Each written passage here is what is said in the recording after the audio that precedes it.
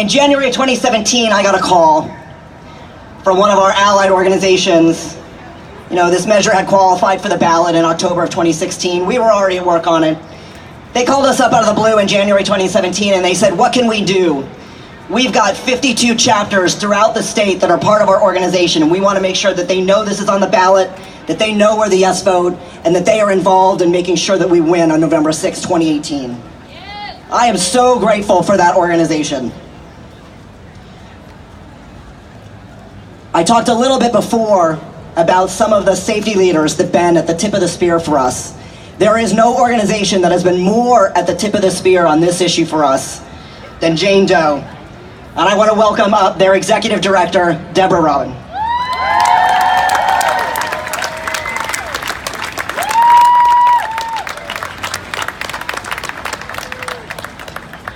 Good morning. Good morning. What a crowd. What an amazing group of speakers. I'm so inspired. Jane Doe Inc., also known as JDI, is the statewide coalition against sexual assault and domestic violence.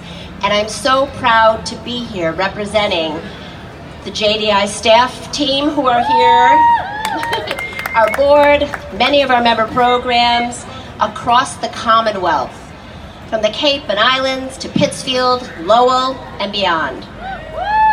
From the beginning, we have been a proud member of Yes on 3, and we are grateful to be here today with all of you.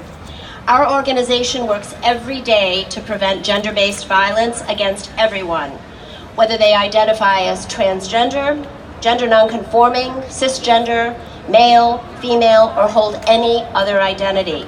We fully and enthusiastically support the protections that have been in place for the past 2 years for transgender people, because no one in our communities becomes less safe when we treat everyone fairly and equitably.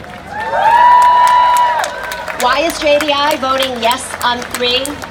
Because transgender public accommodations is a civil rights issue and critical to the safety, health, and dignity of vulnerable communities and all communities. Our state has never seen the lies that anti-transgender opponents attempt to paint. There have been no negative consequences as a result of this law.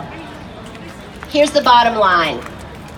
Controlling access to public spaces is a tactic that historically has been used to determine who can use a bathroom and which one, sit on a bus and where, drink from which water fountain, sit at which lunch counter, enter movie theaters, access hospitals, and any number of public spaces.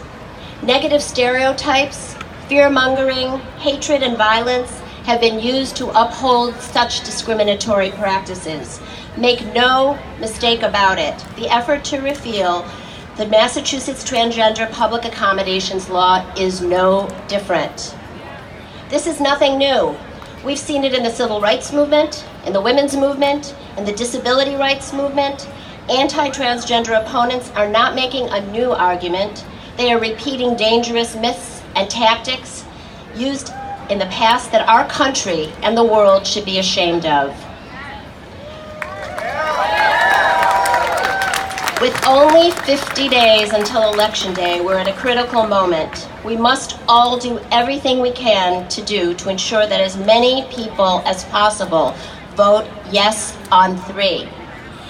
These protections, they do include restrooms, because we all need to use a restroom, but they are about so much more. This is about going out to a restaurant, shopping at the mall, taking the T, going to library and school, and feeling respected when accessing these public spaces.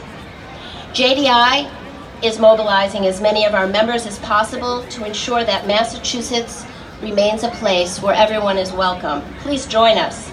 Take the action you need to make sure that the Commonwealth says yes to question 3 in November, and let's keep Massachusetts as a safe and welcoming space to everyone. Let's not go back in time. Thank you.